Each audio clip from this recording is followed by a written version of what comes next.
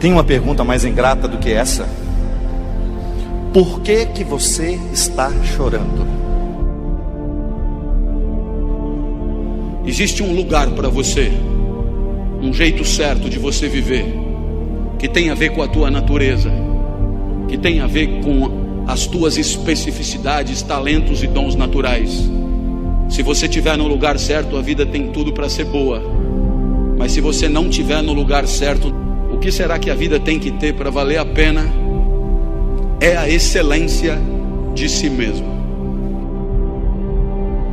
Cada um tem um peso nesta vida, que cada um de nós é absolutamente incapaz de ver-se como ser, e é sempre por comparação, porque o que me torna alto ou baixo é a comparação com os outros. O que me torna rico ou pobre, o que me torna centro do mundo, é o fato de que quem estuda mais do que eu é obcecado, e quem estuda menos é relaxado. Quem malha mais do que eu deve ter problemas, quem malha menos é largado. Quem tem mais dinheiro do que eu é metido, quem tem menos é pé rapado. Infelizmente para mim, eu sou o centro do planeta e a norma para tudo. Tudo que estiver acima é exagerado, tudo que estiver abaixo é uma falta. Cada um veio com algo e não pode invejar o do outro. Por que tal pessoa está tão bem se é menos do que eu? Envelhecer é descobrir-se cada vez mais defeituoso, supondo que virtude é só falta de conhecimento. Saber ao longo da experiência da relação humana que eu possa conviver com o sucesso. O sucesso é um risco. Todas as pessoas são diferentes das outras. Em determinado momento, eu vou me descobrir fracassado e ruim. É o momento que eu tenho a chance de dizer de que eu tenho um espaço de fracasso, de vazio, de dor, que não pode ser preenchido, pelo menos naquele momento. Desde que o mundo é mundo, as pessoas nascem desejosas de serem felizes. Desde que o mundo é mundo, a necessidade da felicidade se impõe ao coração humano, porque a vida só tem sentido quando você descobre que você está sendo feliz. Mas compreender a felicidade é muito mais que apenas entender um riso, uma alegria temporária, uma regra de vida. O que é que você está procurando? É descobrir de verdade qual é a sua sede. O que é que você está procurando? Felicidade não pode ser resumida a contentamento, a riso no rosto, não. Felicidade, aquele conforto interior de você saber que você está sendo o ser humano que você pode ser, que você deve ser. O que é que você está procurando? Você não está isolado num planeta diferenciado, não. Agora você é o primeiro a estar comprometido com a sua felicidade de fato, de você recomeçar.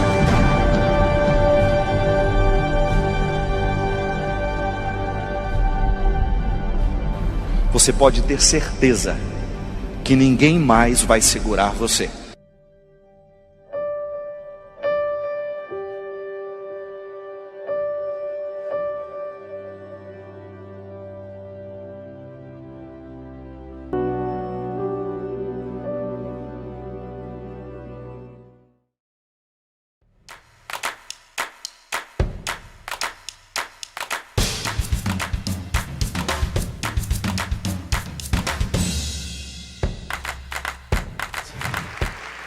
Eu sou mãe de um menino de 6 anos, chamado João Vicente, e de uma menina de 2 anos e 7 meses, chamada Maria Antônia. E a pergunta que eu mais escuto, a pergunta que mais me fazem é: qual é a diferença entre criar um menino e criar uma menina? E a minha resposta, ela é sempre muito imediata, ela é sempre a mesma. Eu sempre falo que eu não vejo diferença entre criar meninos e meninas. Eu estou criando 2 indivíduos, portanto, cada um tem sua característica. Essa minha resposta, apesar de sempre a mesma, ela é uma mentira.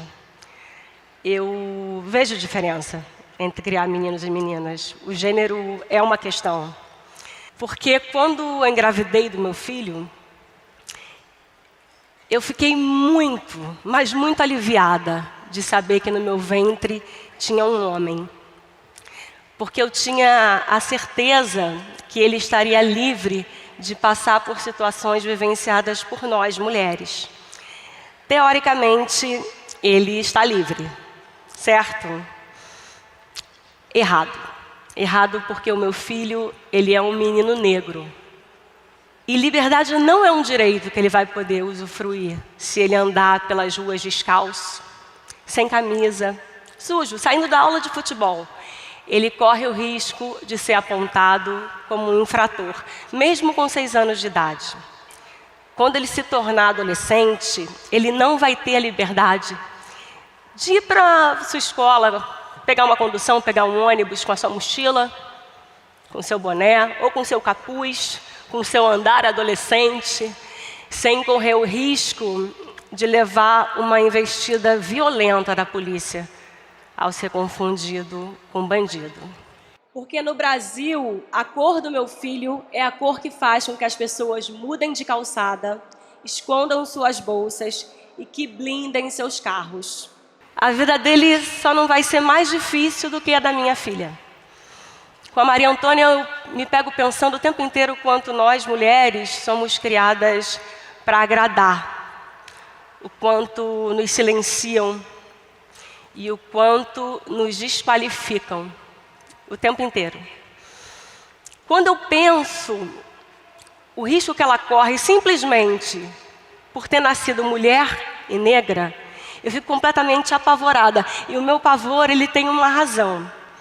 Observando o mapa da violência no Brasil, esse mapa é o de 2015, é o último que a gente tem, os números são muito alarmantes. Mas nós temos algumas vitórias muito poucas, mas eu queria ressaltar uma. O número de feminicídio contra mulheres brancas, ele caiu. Ele caiu 9,8%. É muito pouco, porque a gente deseja para as nossas irmãs brancas, mas caiu. Já o número de feminicídio contra as mulheres negras aumentou 54,8%. É ou não para eu ficar apavorada? Preciso dizer mais alguma coisa? Preciso. Preciso dizer que apesar do meu pavor, apesar do meu medo, apesar desses números alarmantes, eu não ouso perder a esperança e fico elaborando o tempo inteiro uma maneira de eu criar meus filhos aqui, no Brasil, no meu país. Eu fico pensando como criar crianças doces num país tão ácido. Como criar crianças que acreditem que pluralidade e diversidade são riquezas num país que é tão plural, que é tão diverso e que é tão desigual. Como não jogar sobre elas uma vivência, experiência, até uma mágoa que é minha, mas também como não permitir que elas enfrentem o mundo de maneira ingênua, para que não sejam atropeladas pelo racismo que existe na estrutura do nosso país. Eu assisti um filme chamado 13ª Emenda, é um documentário, ele fala sobre o sistema carcerário norte-americano. E a fala de um homem branco, me chamou muita atenção. Ele disse: eu sou fruto de uma escolha feita pelos meus antepassados. Os negros são fruto de uma falta de possibilidade de escolha dos seus antepassados. Eu, homem branco, tenho culpa dessas escolhas? Os negros contemporâneos têm culpa dessas escolhas? Não, nenhum de nós temos culpa. Mas foi uma herança que a gente recebeu. Então a gente tem que ter a responsabilidade de lidar com essa herança das quais somos fruto. Fiquei pensando no que esse cara falou, eu falei, gente, o que ele está falando? Essa herança que esse cara está falando ela tem um nome. E ela se chama nossa sociedade. Sendo assim, a desigualdade social, a desigualdade entre gêneros e o racismo são, sim, problemas de todos nós. E não é só problema de gênero, não, porque até a condição sexual importa muito nesse país. O Brasil é o país que mais mata homossexual no mundo. Os meus filhos, eles são crianças ainda. Eu não sei qual será a condição sexual deles, mas o que eu desejo para os meus filhos é o que desejo para toda e qualquer criança, seja branca, negra, indígena, heterossexual, homossexual, gay, trans. Eu desejo que eles cresçam livres, cheios de amor, coragem, que sejam crianças potentes. E eu também tenho um sonho.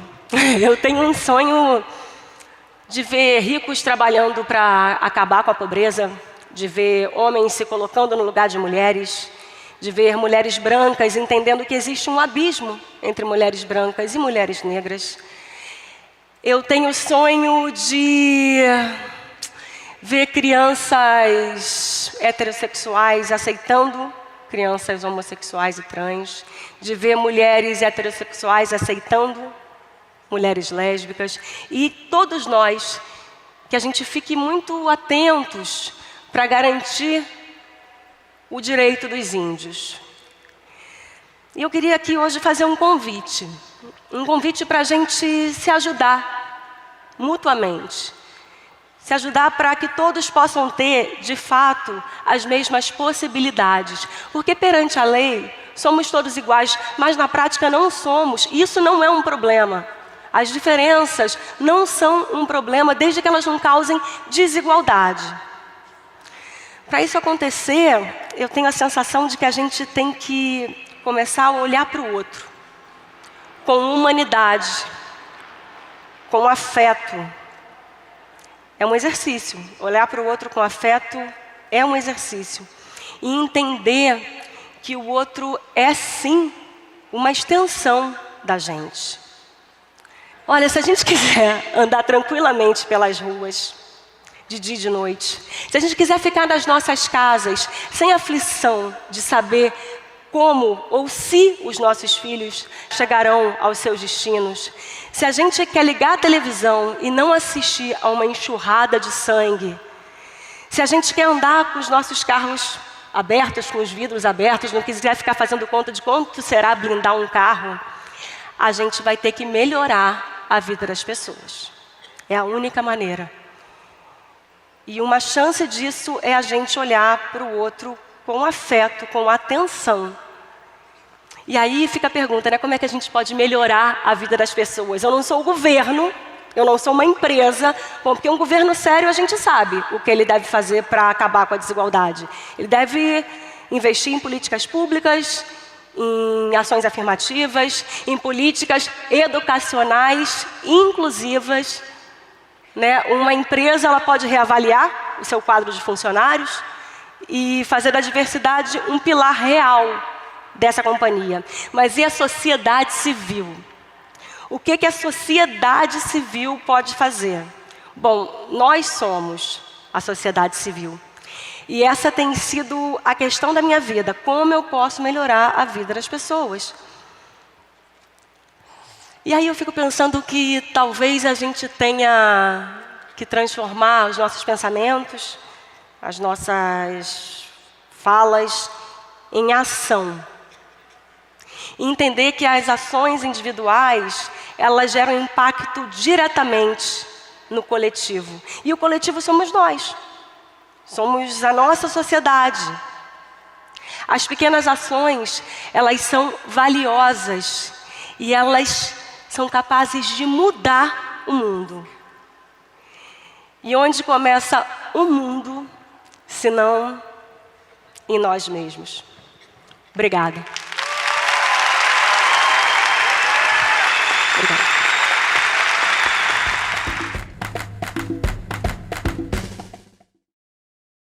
A gente conversa muito e fala muito sobre solidão da mulher negra. Existem teorias, pesquisas acadêmicas sobre o assunto. Mas A gente pouco fala que a solidão da mulher negra começa muito antes. Começa na infância. Eu acabei de pegar minha filha na escola e eu moro em prédio. Chegando aqui no prédio, ela viu um grupo de meninas brincando no parquinho e pediu pra brincar também. Eu deixei. Quando ela chegou perto das meninas, antes mesmo de dizer oi, antes mesmo de dizer olá, antes mesmo de dizer qualquer coisa, as meninas já correram cada uma para um lado. Aí ela tentou se aproximar de novo, pediu pra brincar junto. E as meninas continuaram rindo e fugindo. E foi nesse momento que eu comecei a me aproximar e fiz essa foto. Eu chamei ela e falei, filha, as suas amigas não querem brincar com você? E ela me respondeu, mãe, é sempre assim. Mas não tem problema, eu não me importo. Eu gosto de brincar sozinha. O que eu fiz de errado era o que as mãozinhas dela perguntavam, sabe? Não existe forma mais honesta de eu explicar pra vocês o que é a solidão de uma mulher negra.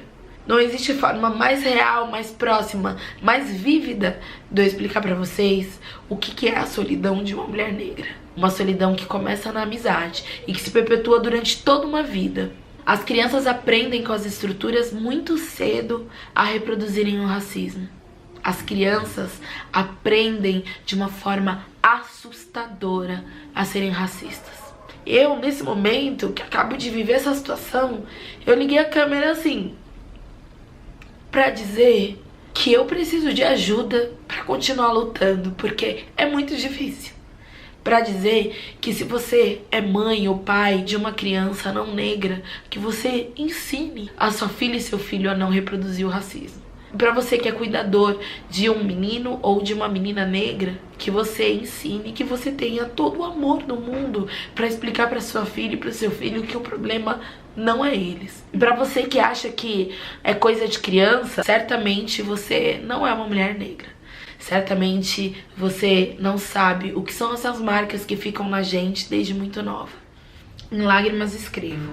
Tem muita coisa linda na maternidade, mas tem muitas dores também. Ser mãe de uma menina preta me trouxe muitos medos, muitos desafios e muita força. É muito triste ver sua filha sendo rejeitada. Mesmo antes dela dizer olá, ela chega perto e todas correm. Ela se aproxima e todas as outras se agrupam. Ela chama e ninguém responde. Isolam-a, excluem-a, a machucam. Ela não entende, mas sente. Não reclama, mas entristece. O meu coração parte. Dessa vez eu tava aqui espiando, chorando e pensando em formas de acolher a minha filha. Dessa vez eu chamei ela pro meu colo, abracei e disse que ela era linda e inteligente. Falei que a amava. Mas e quando não estiver?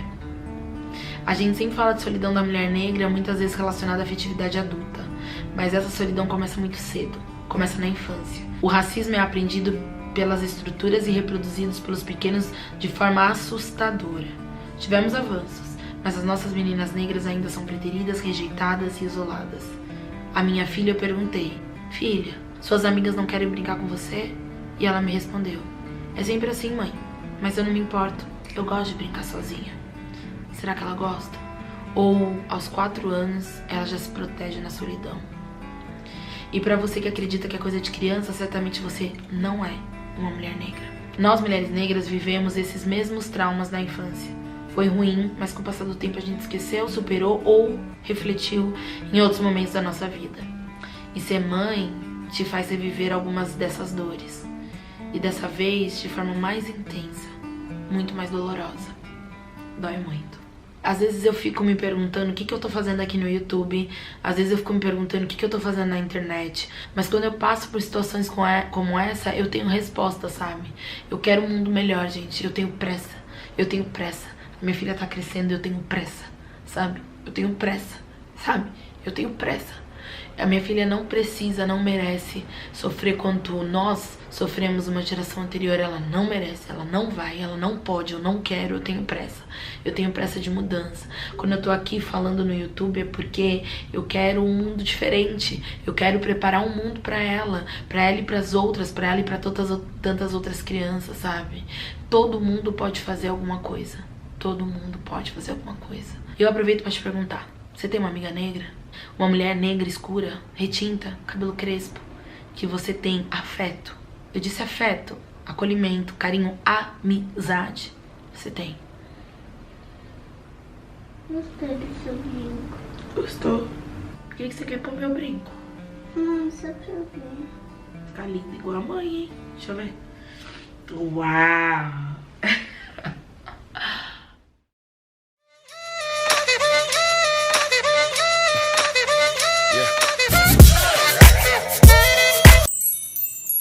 Olá, povo! Sejam bem-vindos pro Sou Vaidosa. Eu sou a Chan e hoje eu estou aqui pra fazer esse vídeo que tá entalado aqui na minha cabeça e na minha garganta e no meu coração desde que eu assisti ao TED de Thaís Araújo no ano passado. Voltou à tona umas semanas atrás, quando a Ana Paula Chongani fez um post e um vídeo que eu vou deixar aqui em cima pra vocês sobre uma situação que a filha dela passou no parquinho. E a gota d'água foi um ataque que a minha filha sofreu no domingo. A ideia é que você compartilhe esse vídeo mesmo e mande aí para suas amigas não negras e para professores de escola, familiares, enfim. Eu sou mãe da Jade, que tem 6 anos, e do Rael, que tem 3 anos. E como mulher preta e como mãe preta também, eu posso afirmar que um dos maiores medos de todas nós é pensar no impacto que o racismo pode ter dentro da vida dos nossos filhos. No caso do Rael, pode ser a morte pelo genocídio. Basta ele crescer mais um pouquinho e sair na rua quando adolescente, com seus amigos, e fazer coisas normais de adolescente, usar boné, chinelo, voltar do futebol, que ele já se torna um alvo fácil. No caso da Jade, o risco também é de morte, visto que o feminicídio aumentou aí mais de 50%, mas as coisas não param por aí. Você tem a invisibilização, você tem a hipersexualização, você tem a solidão. E você tem aquelas agressões que as nossas crianças recebem do nada, e através de um olhar, de uma frase, ou com uma exclamação seguida por um olhar de nojo, que a minha filha ouviu simplesmente porque estava de chinelinho, sentada na calçada, esperando eu comprar uma bebida. O racismo faz com que os nossos filhos sejam confundidos com crianças abandonadas, moradores de rua, ou que sejam automaticamente estereotipados como criminosos. Luciana Bento diz que o racismo de criança para criança é só um reflexo do que a nossa sociedade faz. E eu não sei vocês, mães e pais que estão aí me assistindo, mas eu faço parte de alguns grupos sobre maternidade e o racismo raramente é um assunto. Precisa acontecer uma situação extrema ou ser uma pauta de mídia para que o racismo venha à tona e seja um assunto para conversa entre mães e pais não negros. É necessário que os pais e as mães brancas comecem a pensar, sabe? Será que eu tô deixando meu filho internalizar aí práticas racistas como se fossem coisas normais? Como que essa criança tá aprendendo a ser racista? Como é que surge uma pessoa racista se na minha casa ninguém faz comentários negativos sobre pessoas negras nem nada disso? Eu acredito que é preciso entender de uma vez que não tem como ficar no meio do caminho.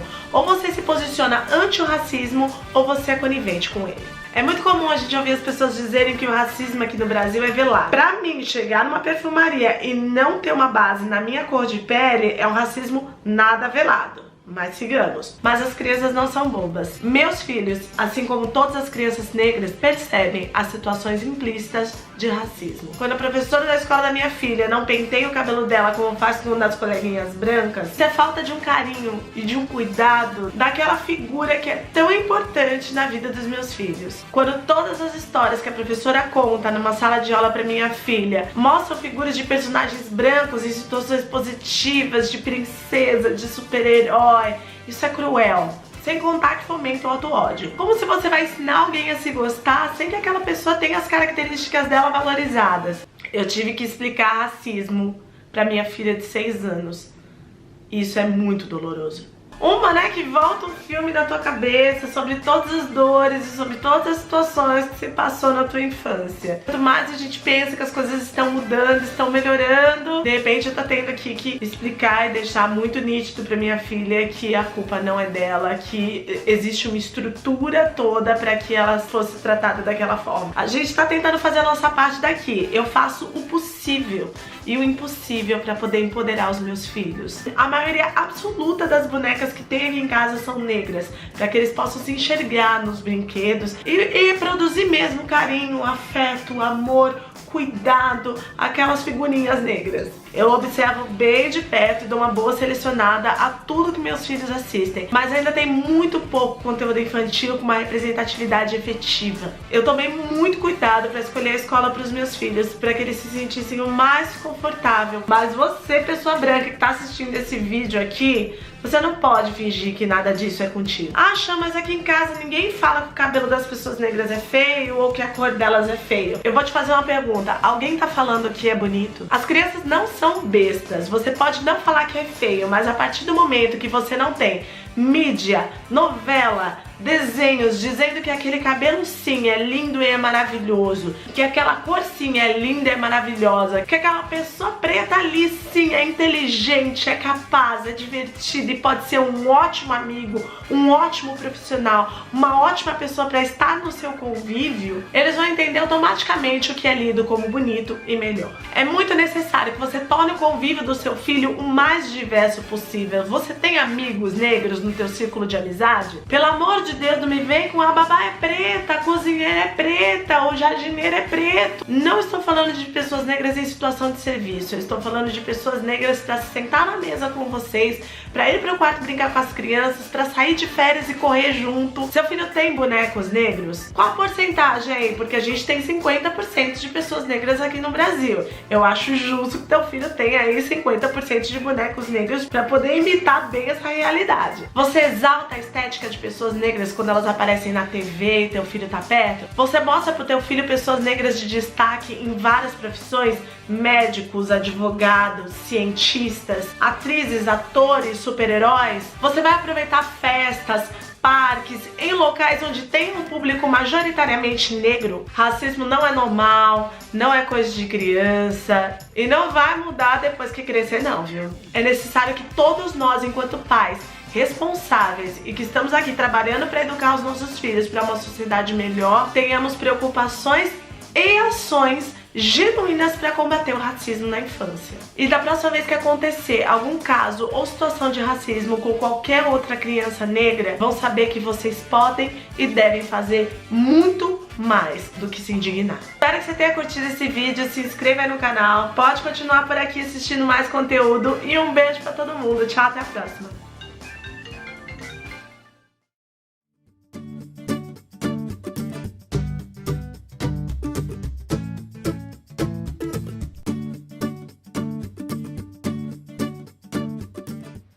Cabelo ruim, cara de empregada, nega maluca, cara de bandido, nariz de batata, nega feia, coisa de preto. Essas são algumas palavras e expressões diretamente ligadas às pessoas negras no Brasil. E a pergunta que motivou o início do meu trabalho foi: será que tem alguma forma da gente conseguir mudar isso? Se você, assim como eu, nasceu antes dos anos 2000, tem alguém aí que nasceu antes? Muito provavelmente você teve alguma dessas pessoas aqui como referência.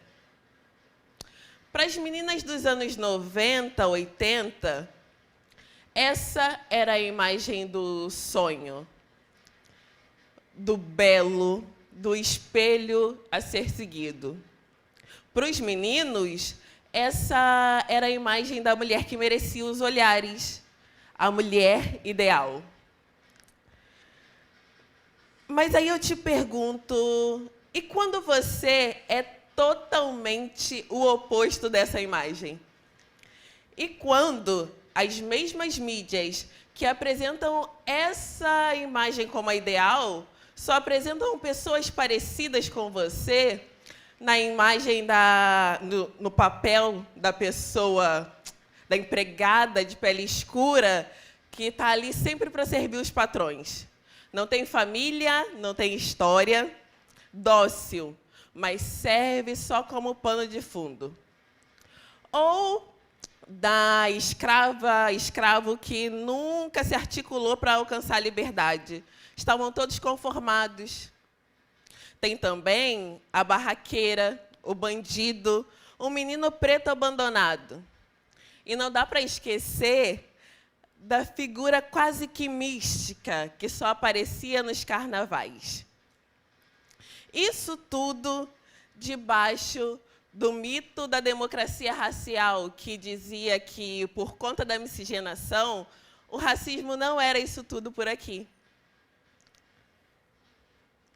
Isso foi crescer sendo uma criança negra. A eterna tentativa de se adequar. Eu lembro que, na minha infância, eu criei o hábito de colocar um pregador no nariz durante algumas horas por dia. Isso quando a minha mãe não estava vendo. E aí você pode me perguntar o porquê. Já naquela época, eu entendi que um nariz como o meu não era considerado bonito. Uma estética como a minha não era muito bem vista. Afinal, o que eu escutava era: nariz bonito é nariz fino. Cabelo bom é cabelo liso. Quem já ouviu falar? Eu lembro também que, por muito tempo, o meu sonho foi ser babá. E minha mãe me perguntava: de onde você tirou isso? E aqui eu não estou, de forma alguma, desvalorizando a profissão. Não existe problema nenhum em ser babá ou empregada doméstica. O problema é quando um grupo de pessoas entende que, milagrosamente, aquelas profissões são destinadas a elas. Não existe outra possibilidade, outra alternativa. Isso me faz pensar que as mídias não só reforçaram essa ideia, elas continuam reforçando. Na pesquisa Raça e Gênero nas telenovelas, eles analisaram mais de 100 obras vinculadas entre 1995 e 2014. E concluiu-se que, nessas obras, 90% dos personagens centrais eram pessoas brancas.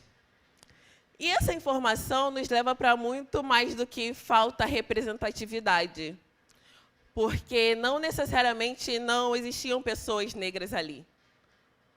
O problema era e é como essas pessoas são representadas. Foram anos e anos reforçando estereótipos. Anos mostrando essas pessoas nas mesmas posições. E eu acredito que, para isso mudar, ou nós iniciarmos o início dessa mudança, nós precisaríamos de um esforço muito insistente de representação dessas pessoas em outros lugares. Mas será que dava para esperar as grandes mídias acordarem e decidirem mudar? Não, não dava para esperar. A mão que escreve os roteiros continua sendo a mesma. Agora, essa é a imagem de um vídeo meu, intitulado Tour pelo Meu Rosto. Nele, eu trago uma nova narrativa sobre a estética negra. Eu falo das minhas experiências, falo dos meus traços.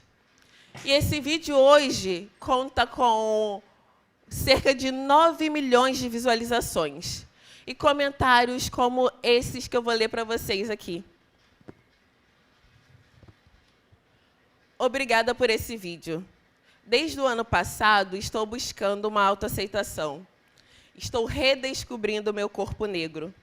As gengivas escuras foram uma questão para mim na infância. Eu buscava não sorrir muito nas fotos, para não mostrá-las. Sempre amei meus lábios. Em compensação, o nariz sempre foi um caso de ódio. Hoje, me olho no espelho e me acho tão bonita, com um rosto delicado, com uma cor linda. Outro comentário. Minha filha tem 1 ano e já estou colocando esse vídeo na playlist para ela aprender mais ainda com mulheres como você. Só mais um. Eu te acho tão linda, o que faz eu me perguntar por que eu não posso me achar bonita também. E não para por aí. Eu, assim como muitos outros criadores de conteúdo, que nunca fomos representados para além dos estereótipos, estamos hoje usando uma nova mídia para construir uma nova narrativa. Novas narrativas essas que impactam positivamente pessoas e causam transformação social. No meu canal, eu falo sobre o racismo e seus impactos. Falo bastante. Mas eu também falo sobre intercâmbio, morar sozinha, relacionamentos, maquiagem. E sabe por quê? Porque nós existimos para além do racismo e dos estereótipos que nos foram impostos.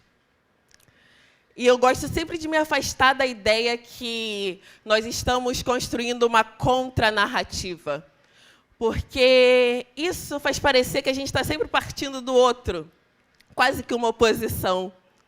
E não, a gente está construindo uma nova narrativa.